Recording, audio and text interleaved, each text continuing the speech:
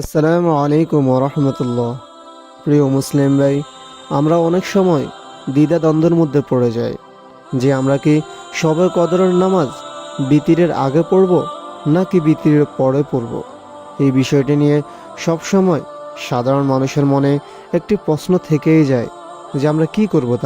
তাহলে চলুন আজকের ভিডিওতে এই বিষয়টি নিয়ে আলোচনা করা যাক। প্রিয় মুসলিম ভাই, বিতিরের নামাজ হলো ওয়াজিব নামাজ আর শবে কদরের নামাজ হলো নফল নামাজ।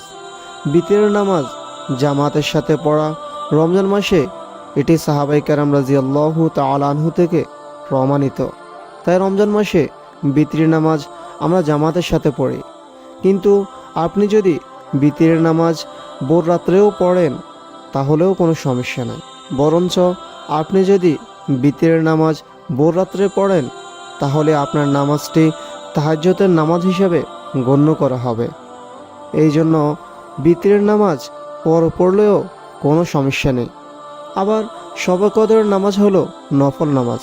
আপনি যদি বিতিরের নামাজ পড়ে শবে কদরের নামাজ ভোর রাত্র পর্যন্তই পড়তে থাকেন তাহলেও কোনো সমস্যা নেই।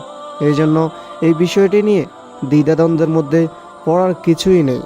আপনি বিতিরের নামাজের আগে শবে কদরের নামাজ পড়তে পারেন অথবা শবে কদরের নামাজ বিতিরের নামাজের পরেও পড়তে পারেন।